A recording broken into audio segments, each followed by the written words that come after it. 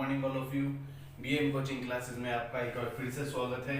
मैं दीपक सर आपके लिए लेकर आया हूँ दिल्ली सल्तनत की क्लास नंबर 2, जो हम पढ़ रहे थे। लास्ट क्लास में हमने पढ़ा था स्लेव डायनेस्टी, जिसमें हमने दो पर्सनैलिटी के बारे में बात करी थी। सबसे पहले कुतुबुद्दीन ऐबक, उसके बाद हमने इल्तुतमिश डिस्कस किया था। आज जो हम डिस्कस करेंगे वो है रुकनुद्दीन, यानी कि इल्तुतमिश के बाद जो नेक्स्ट सुल्तान हुए वो थे रुकनुद्दीन, उसके बाद रजिया सुल्तान, इसके बाद हम देखेंगे बैराम शाह, मसूद शाह, नसरुद्दीन मोहम्मद, फिर बलबन, और आखिरी में हम देखेंगे एक और शमसुद्दीन कायमर्स। जो कायमर्स थे, शमसुद्दीन कायमर्स, ये अंतिम जो थे गुलाम वंश के शासक थे, और इस तरीके से गुलाम वंश का अंत हो जाता है और एक नए वंश की शुरुआत होती है खिलजी वंश की। तो चलते दोस्तों, नेक्स्ट हम देखते हैं कि रुकनुद्दीन फिरोज। रुकनुद्दीन फिरोज जो थे ये ओनली सन ऑफ इल्तुतमिश के इकलौते बेटे थे और crown by his mother Shah Turkan, और इनकी जो मदर थी शाह तुर्कान, ये इनको क्राउन करते हैं, यानी कि इनको सुल्तान बनाने में मदद करती है। बट लेकिन ही वॉज डिपोज्ड बाय रजिया, लेकिन रजिया द्वारा उसको डिपोज किया जाता है। क्या होता है, हम देखते हैं कि इल्तुतमिश अपने ही समय में ये डिक्लेरेशन देके चले आते हैं कि भाई इल्तुतमिश के बाद जो नेक्स्ट सुल्तान होगी वो होगी रजिया सुल्तान। लेकिन अमीरों के होने की वजह से, यानी कि अमीर, इन्होंने तुर्क-ए-चहलगानी और इक्तादार सिस्टम को इंट्रोड्यूस किया इल्तुतमिश ने, और कहीं ना कहीं यही इक्तादार और यही तुर्क-ए-चहलगानी के 40 जो मिनिस्टर्स थे, कहीं ना कहीं रजिया के फेवर में नहीं थे, और वो नहीं चाहते थे कि किसी भी एक लेडीज सुल्तान के अंडर में वो काम करे, और उनको पता था कि रजिया उनके अंडर में काम नहीं कर सकती, और इसी तरीके से इन्होंने रुकनुद्दीन फिरोज को नेक्स्ट सुल्तान के रूप में मदद करते हैं। और इनकी जो मदर है, यानी कि रुकनुद्दीन फिरोज की जो मदर है वो है शाह तुर्कान, और यही शाह तुर्कान मदद करती है रुकनुद्दीन को नेक्स्ट रूलर बनाने में। लेकिन जब रुकनुद्दीन अवध जाते हैं रिबेलियन को स्टार्ट करने या बंद करने के लिए, जैसे ही ये दिल्ली छोड़कर अवध की ओर जाते हैं, वैसे ही रजिया सुल्तान क्या कर देती है, but he was deposed by Razia, और रजिया उसको डिपोज कर देती है, यानी कि उसको हटाने के बाद जैसे ही वो दिल्ली छोड़कर, कैपिटल छोड़ के अवध की ओर जाते हैं, वैसे ही रजिया अपने आप को नए सुल्तान के रूप में डिक्लेरेशन देती है, और इस तरीके से हम देखते हैं कि रजिया बन जाती है नेक्स्ट रूलर। और रजिया सुल्तान का जो टाइम पीरियड है वो है 1236 से लेके 40। रजिया सुल्तान के समय की हम खास बात देखते हैं, जहां से एग्जाम के अंदर क्वेश्चन पूछता है। क्वेश्चन पूछ लेता है कई बार एग्जाम के अंदर, who was the first and last only Muslim lady who ruled India, यानी कि वो पहली और आखिरी कौन सी मुस्लिम लेडी थी जिसने भारत पर शासन किया। तो हमें ध्यान रखना कि रजिया सुल्तान एक ऐसी लेडीज थी जिन्होंने मुस्लिम महिला के रूप में शासन किया। दूसरी बात हम देखते हैं कि रजिया सुल्तान ने याकूत जो कि एक स्लेव था, दास था, इस दास को Razia Sultan master of royal horses declare कर देती है, यानी कि याकूत को बनाया जाता है मास्टर ऑफ रॉयल हॉर्सेस, यानी कि जो शाही घोड़े थे, शाही घोड़े का इनको अधिकार दे दिया जाता है, यानी कि सारा डिपार्टमेंट शाही घोड़ों को देख रेख कौन करेंगे, याकूत करेंगे।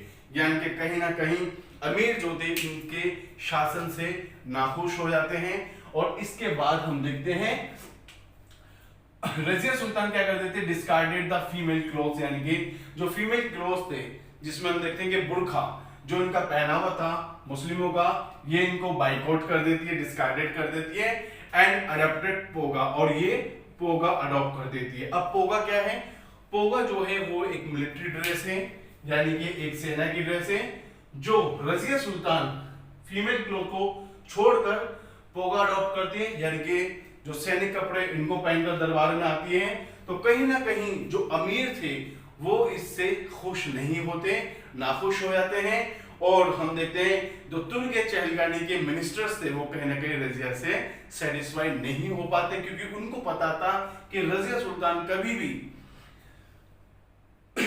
अमीरों की क्या नहीं बन सकती, अमीरों की कभी भी ये कठपुतली नहीं बन सकती। आगे चलकर क्या होता है, अल्तुनिया, अल्तुनिया जो कि कौन है, गवर्नर ऑफ भटिंडा है, भटिंडा के गवर्नर है। ये रिवोल्ट स्टार्टेड कर देते हैं ड्यूरिंग हर पीरियड, यानी कि उनके पीरियड में, इनके रजिया के समय में या रजिया के काल में जो अल्तुनिया है यानी कि गवर्नर ऑफ भटिंडा जो है वो क्या कर देते हैं, इनके खिलाफ विद्रोह करना शुरू कर देते हैं।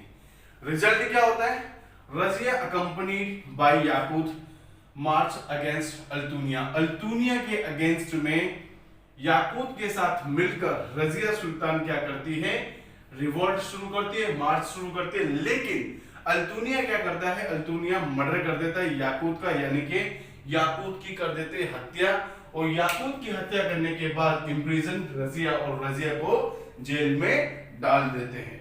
रजिया को जैसे जेल में डाल देते हैं तो उसके कुछ समय बाद ही यानी कि after some time Razia married Altunia, Altunia से रजिया की शादी होती है and both of them march towards Delhi, और दोनों के दोनों दिल्ली की ओर मूव कर जाते हैं।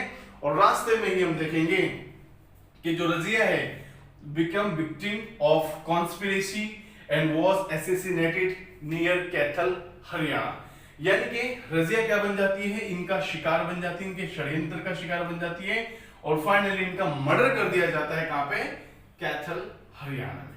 क्वेश्चन आपसे क्या पूछता है इस चैप्टर से, यानी कि रजिया के टॉपिक से, तो रजिया के टॉपिक से अगर क्वेश्चन पूछता है तो पूछता है कि पहली और आखिरी लेडीज कौन थी जो एक रूलर के रूप में इलेक्टेड हुई, तो हम देखेंगे रजिया सुल्तान। दूसरी बात, इन्होंने क्या किया था, इन्होंने जो फीमेल क्लॉथ थे इसको डिस्कार्डेड करके पोगा को अडॉप्ट किया था, जो कि एक मिलिट्री ड्रेस थी। और यहां से क्वेश्चन आपसे पूछा जा सकता है एग्जाम के अंदर। और रजिया सुल्तान का मर्डर कहां हुआ, तो हमें याद रखना है कैथल, यानी कि हरियाणा में इनका मर्डर हुआ था।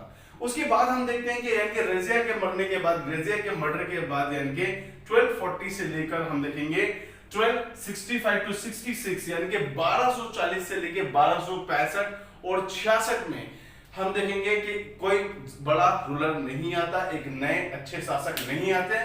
लेकिन उस समय हम देखेंगे बैरम शाह, मसूद शाह और नसरुद्दीन मोहम्मद या महमूद उस समय क्या करते हैं, शासन करते हैं। और नसरुद्दीन महमूद ही हैं जो बलबन को, जो कि एक अमीर होते हैं, इनको अपना नायक चुनते हैं। अब यही नायक क्या करता है, नसरुद्दीन के टाइम पीरियड में ही यानी कि बलबन अपने आप को धीरे धीरे पावरफुल करते हैं और देखते ही देखते ये इतने पावरफुल हो जाते हैं कि नसरुद्दीन के बाद अगले जो सुल्तान होते हैं यानी कि जो अमीर थे बलबन, यही क्या करते हैं, अगले सुल्तान चुने जाते हैं। साथ ही साथ हमें ये भी देखना है कि ये जो बलबन थे ये तुर्क ए चहलगानी, यानी कि जो हम देखेंगे जो चहलगानी था यानी कि जो चालीसा का दल था, जो 40 दल थे यानी कि 40 दल की जो मिनिस्ट्री थी उन्हीं के कहीं ना कहीं ये भी एक मेंबर थे। और इसी के बाद हम देखेंगे इनका क्या रोल था। बलबन के समय को सेकंड इलबारी डायनेस्टी भी कहा जाता है, एग्जाम में क्वेश्चन यहां से भी पूछता है। हमने लास्ट क्लास में डिस्कस किया था जो फर्स्ट इलबारी डायनेस्टी है वो किसने एस्टैब्लिश की, हमने देखा इल्तुतमिश वो पर्सन थे जिन्होंने फर्स्ट इलबारी डायनेस्टी को स्टैब्लिश किया। और सेकंड इलबारी डायनेस्टी को जो स्टैब्लिश किया वो थे बलबन। बलबन का रियल नेम बहाउद्दीन खान था और यही बहाउद्दीन खान यानी कि किसके नाम से बैठे गद्दी पर बैठे, ये बैठे गियासुद्दीन बलबन। तो गियासुद्दीन बलबन की नाम से इन्होंने सता हत्याई यानी कि गद्दी पर बैठे। इनके क्या क्या इंपॉर्टेंट रोल थे, यानी कि एग्जाम में अगर क्वेश्चन पूछता है बलबन से तो एग्जाम में क्वेश्चन कहां से पूछता है। अब हम देखेंगे बलबन ने ब्रोक द स्ट्रेंथ ऑफ चहलगानी, यानी कि जो चालीसा का दल था इसको बलबन ने ब्रेक कर दिया। क्यों ब्रेक कर दिया, क्योंकि यही चहलगानी यानी कि जो तुर्क चहलगानी थी यानी कि जो चालीसा दल था, इक्तादारी सिस्टम थी, अमीर थे, कहीं ना कहीं सुल्तान को शासन करने में प्रॉब्लम क्रिएट करते थे। और बलबन चूंकि खुद भी एक तुर्क चहलगानी का ही सदस्य था, मिनिस्टर था, तो इसको भी पता है कि किस तरीके से इसने भी सत्ता को हथियाया था, और बलबन नहीं चाहता था कि अगला कोई मिनिस्टर यानी कि अगला कोई चालीसा दल का कोई सदस्य बलबन को उसकी गद्दी से हटाए। इससे पहले उसको कोई हटाए, बलबन ने तुर्क चहलगानी यानी कि जो चालीसा का दल था उसको खत्म ही कर दिया। तो एग्जाम में क्वेश्चन आपसे क्या पूछ लेता है, एग्जाम में पूछ लेता है who broke the strength of the तुर्क चहलगानी, यानी कि तुर्क चहलगानी या चालीसा दल को समाप्त इनमें से किस शासक ने किया या किस सुल्तान ने किया। तो हमें पता होना चाहिए कि बलबन वो व्यक्ति थे जिन्होंने तुर्क चहलगानी को समाप्त कर दिया था, ब्रेक कर दिया था, क्योंकि यही तुर्क चहलगानी, यही मिनिस्टर जो थे सुल्तानों को शासन करने में बार बार प्रॉब्लम क्रिएट करते थे, जिसके चलते उनको सही से रूल नहीं कर पाते थे। ठीक है, इसके बाद हम देखते हैं कि एक टाइटल इनको प्राप्त होता है जिनका नाम है उलूग खां। यानी कि एग्जाम में क्या पूछता है आपसे, एग्जाम में पूछता है कि who gave the title of Ulugh Khan to the Balban, यानी कि बलबन को उलूग खां का टाइटल किसने दिया। तो हमें याद रखना है कि नसीरुद्दीन महमूद ने बलबन को उलूग खां का टाइटल दिया था। इसके बाद हम देखते हैं कि बलबन ने अपनी मिलिट्री को और ज्यादा स्ट्रेंथ करने के लिए यानी कि अपने सल्तनत समय को पावरफुल बनाने के लिए बलबन ने दीवान ए अर्ज इस्टेब्लिश किया। अब पूछता है क्वेश्चन में दीवान ए अर्ज है क्या। ये एक मिलिट्री डिपार्टमेंट था, यानी कि मिलिट्री डिपार्टमेंट। तो दीवान ए अर्ज क्या है, एक मिलिट्री डिपार्टमेंट है। और मिलिट्री डिपार्टमेंट को कौन इस्टेब्लिश करता है, तो हम देखेंगे बलबन ने दीवान ए अर्ज यानी कि मिलिट्री डिपार्टमेंट को एस्टैब्लिश किया। ठीक है, ताकि मिलिट्री के साथ ही जो है सल्तनत को और ज्यादा स्ट्रॉन्ग किया जा सकता था। ठीक है, और इसी समय हम देखेंगे दीवान ए अर्ज का एक इंपॉर्टेंट कारण ये भी था क्योंकि इस समय लगातार मध्य एशिया से मंगोलों के आक्रमण हो रहे थे। तो कहीं ना कहीं बलबन को लगने लगा कि अगर दिल्ली सल्तनत को स्ट्रॉन्ग करना है तो कहीं ना कहीं हमें अपनी मिलिट्री को स्ट्रॉन्ग करने की जरूरत है, क्योंकि मिलिट्री स्ट्रॉन्ग होगी तभी दिल्ली सल्तनत सेफ रह सकता है। इसीलिए इन्होंने दीवान ए अर्ज यानी कि मिलिट्री डिपार्टमेंट की स्थापना की। साथ ही साथ हम देखेंगे एस्टैब्लिश पुलिस चौकी आफ्टर कटिंग फॉरेस्ट, यानी कि इन्होंने क्या करा, अपने एम्पायर को यानी कि अपने सल्तनत को और ज्यादा स्ट्रॉन्ग करने के लिए जंगल काटकर जगह जगह पर चौकियां बनाई, यानी कि पुलिस चौकियां बनाई, ताकि सेना किसी भी बाहर वाले को या आक्रमणकारी को रोक सके, या इनके खिलाफ कोई भी कॉन्स्पिरेसी कर रहा है, कोई भी षड्यंत्र रच रहा है तो उसको वहीं पर खत्म किया जा सके। ठीक है, क्वेश्चन यहां से भी पूछ लेता है कि बलबन ने कौन सी पॉलिसी को अडॉप्ट किया। तो हमें देना है ब्लड एंड आयरन, यानी कि रक्त और लोह की नीति को बलबन ने अपनाया। साथ ही साथ हम देखते हैं कि अडॉप्टेड ईरानियन ट्रेडिशन सिजदा एंड पैबोस। यहां से क्वेश्चन पूछता है आपसे पेपर में, कई बार क्वेश्चन पूछा गया है कि सिजदा और पैबोस इनमें से कौन से सल्तनत के सुल्तान यानी कि दिल्ली सल्तनत के सुल्तान ने अडॉप्ट किया सिजदा एंड पैबोस, जो कि क्या है, ये एक ईरान की परंपरा है। और इस ईरानी परंपरा को अडॉप्ट करते हैं कौन, बलबन। सिजदा एंड पैबोस होता क्या है, सिजदा, सिजदा का मतलब होता है जब कोई भी व्यक्ति या आउटसाइडर किंग से या सुल्तान से मिलता था तो सबसे पहले सुल्तान का हाथ पकड़कर चूमता था और उसी के साथ लंबा लेटकर सुल्तान के पैरों को चूमता था। इसे बोलते थे पैबोस, यानी कि सीधा लेटकर सुल्तान के पैरों को चूमना पैबोस था, और घुटने के बल बैठकर सुल्तान के हाथ को चूमना ये सिजदा था। और ये सिजदा और पैबोस ये एक ईरानी परंपरा थी जो भारतीय परंपरा में लेकर आए कौन, बलबन। तो यहां से एग्जाम में क्वेश्चन पूछा गया है, और एक बार नहीं कई बार एग्जाम में क्वेश्चन पूछा गया है, sijda and paibos introduced by which one of the following sultan. तो हमें याद रखना है कि सिजदा एंड पैबोस स्टार्ट किया बलबन ने। नेक्स्ट हम देखते हैं कि पर्शियन फेस्टिवल नवरोज, यहां से भी क्वेश्चन पूछा गया आपसे एग्जाम के अंदर। तो भाई नवरोज, इनमें से कौन से सुल्तान थे जिन्होंने भारत में नवरोज यानी कि जो पर्शियन फेस्टिवल था, जो पर्शिया का जो फारस का त्योहार था नवरोज, इसको भारत में कौन लेकर आया, तो भारत में लेकर आया कौन, बलबन। साथ ही साथ हम देखेंगे ही कॉल्ड हिमसेल्फ नियाबत ए खुदाई, यानी कि बलबन ने अपने आप को कहा कि आई एम द नियाबत ए खुदाई। अब इसका मतलब होता क्या है, नियाबत ए खुदाई, नियाबत एक खुदाई का मतलब होता है, नियाबत एक खुदाई का मतलब होता है person of God on earth, यानी कि पर्सन ऑफ गॉड यानी कि भगवान का बंदा या व्यक्ति ऑन अर्थ जो धरती पर है। तो यानी कि जिसने अपना आपको अल्लाह का बंदा बोला, अल्लाह का या भगवान का बंदा बोला, और ये अर्थ पर धरती पर किसके लिए आए? शासन करने के लिए, अल्लाह की मर्जी से आए हैं। ठीक है, साथ ही साथ इन्होंने एक और टाइटल अडॉप्ट किया जिसका नाम था जिल्ले इलाही। जिल्ले इलाही का मतलब क्या होता है?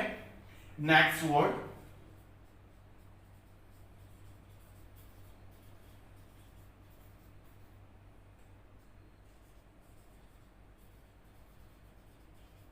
इन हिज कोर्ट, यानी कि नंगी तलवार, खुली तलवार है इनके दरबार में, यानी कि किसी भी प्रकार का रूल रेगुलेशन का अगर वायलेशन होता है तो बलबन जिल्ले इलाही है, मतलब वो सीधे तौर पर सीधा न्याय करते हैं और किसी भी प्रकार का ठीक है ना अनुशासनहीनता बर्दाश्त नहीं करते हैं, इसलिए इन्होंने अपने आप को जिल्ले इलाही भी कहा।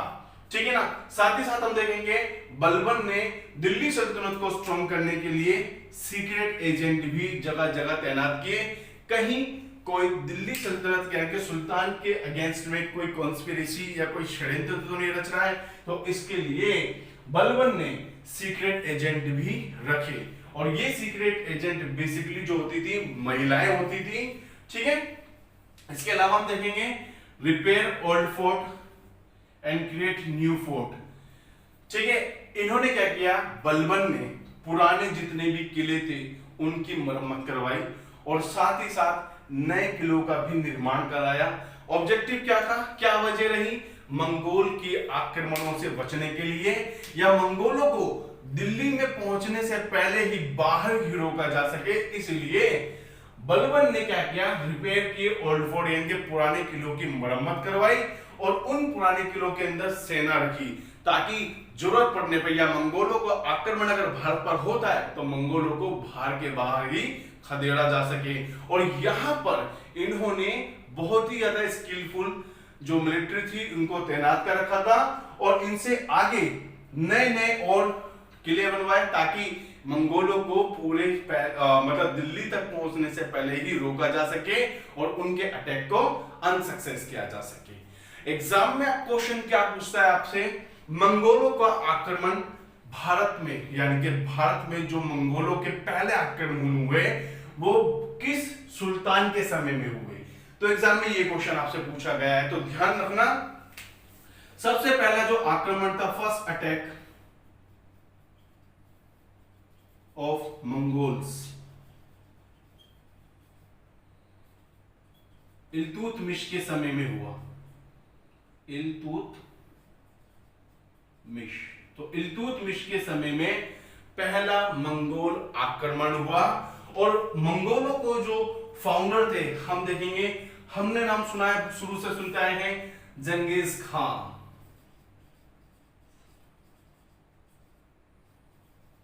तो चंगेज खान का नाम सुना है हमने।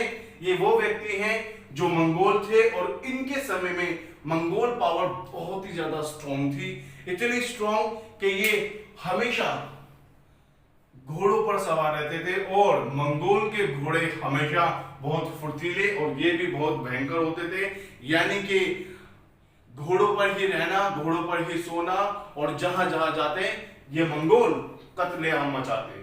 और इसी समय दिल्ली को प्रोटेक्शन देने के लिए इल्तुतमिश ने भी काम किया और इल्तुतमिश ने दिल्ली को स्ट्रॉन्ग किया और यहाँ पे मिलिट्री पावर को भी स्ट्रॉन्ग किया और पहला मंगोल आक्रमण होता है इल्तुतमिश के समय में। यहां से आपसे क्वेश्चन पूछा गया है कि मंगोलों के पहले आक्रमण किसके समय में हुए, तो याद रखना है हमें इल्तुतमिश के समय में हुए थे।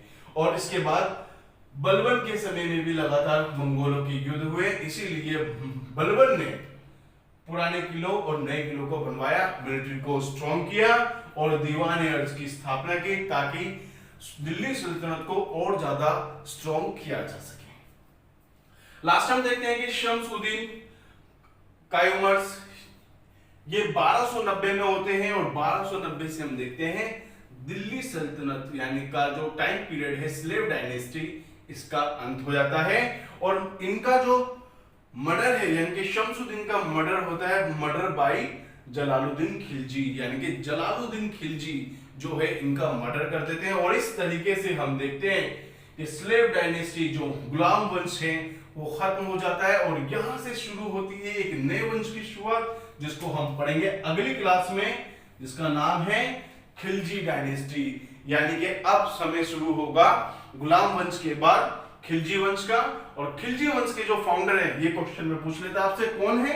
जलालुद्दीन खिलजी। तो जलालुद्दीन खिलजी खिलजी वंश के शासक हैं। आगे हम पढ़ेंगे खिलजी वंश। तो दोस्तों, आपको जितने भी क्वेश्चन एग्जाम में पूछे जाते हैं, मैं पॉइंट टू पॉइंट करके बता देता हूं कि ये क्वेश्चन एग्जाम में पूछा गया है।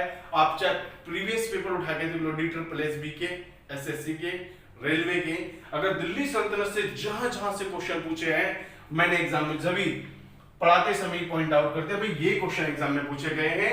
इन क्वेश्चनों पे ही हमें ज्यादा से ज्यादा वर्क करना है ताकि एग्जाम के अंदर आपका सीधा सीधा क्वेश्चन आए और आपके सिलेक्शन में आपको मदद करे।